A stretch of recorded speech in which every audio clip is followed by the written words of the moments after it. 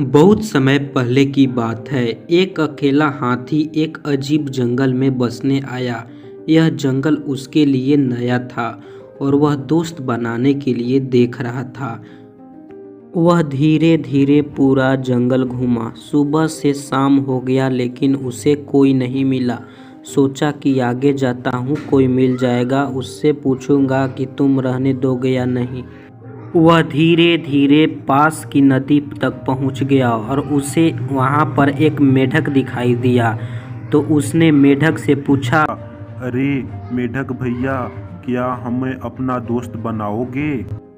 तब मेढक ने कहा, अरे हाथी भैया, आप तो इतने बड़े हैं, मेरे छोटे से इतने तालाब में कैसे आप रह सकते हैं? आप एक काम कीजिए, दूसरे को आप देख लीजिए, मेरे साथ दोस्ती नहीं कर सकते हैं आप? फिर हाथी उदास होकर धीरे धीरे जंगल में चलने लगा। वह किसी और को देख रहा था जो कि उसके पास जाकर उससे मदद मांगे। वह धीरे धीरे आ ही रहा था कि उसको पास में एक गाय मिलती है। गाय को बोलता है, अरे भैया, मुझे रहने के लिए घर दे दो, मैं बेसहारा हूँ। अरे हाथी भैया, अरे हाथी भैया, आप तो बहुत बड़े विशाल शरीर वाले हैं। आपके सामने तो हम बहुत छोटे हैं।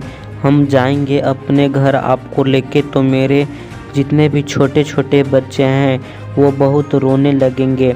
इसलिए मैं आपको अपने दोस्त नहीं बना सकता हूँ। कृपया आप दूसरे दोस्त के पास चल जाइए। फिर हाथी वहाँ से उदास होकर चल दिया। वह बोलता गया कि मुझे कोई अपना दोस्त नहीं बना रहा है। मैं अनजान जगह से आई हूँ, तो क्या मुझे कोई दोस्त नहीं बनाया? ऐसे ही वो कहते पूरी जंगल चलता गया लेकिन उसे कोई दोस्त नहीं मिला। फिर हाथी धीरे धीरे आ ही रहा था कि उसको एक भालू दिखाई देता है। भालू को वह बोलता है, अरे भालू भैया, अरे भालू भैया, मुझे अपने घर में जगह दे दो। मैं बहुत दिन से तड़प रहा हूँ जंगल में लेकिन मुझे कोई जगह नहीं दे रहा है।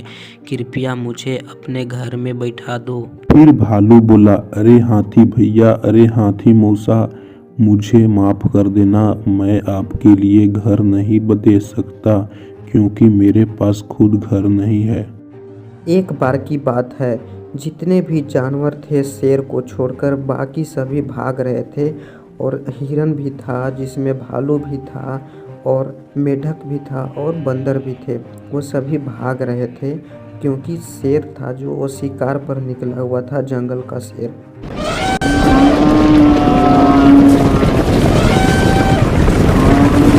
तभी उसको वहाँ पे एक भागता हुआ कुत्ता मिलता है जो कि बहुत तेज़ी से भागता है। तो उसको कुत्ते को देख वहाँ पे जाता है हाथी और उसको बोलता है, अरे कुत्ते बाबू, क्या हुआ? क्यों तुम लोग भाग रहे हो ऐसे? अरे हाथी चाचा, हम लोग को बचा लो जंगल के शेर से। हम लोग को मार के मुआ देगा, आज सबका शिकार कर देगा जंगल के शेर। हम लोग को बचा लो। और हाथी वहाँ से गुस्से में लाल होकर शेर के पास जा रहा है।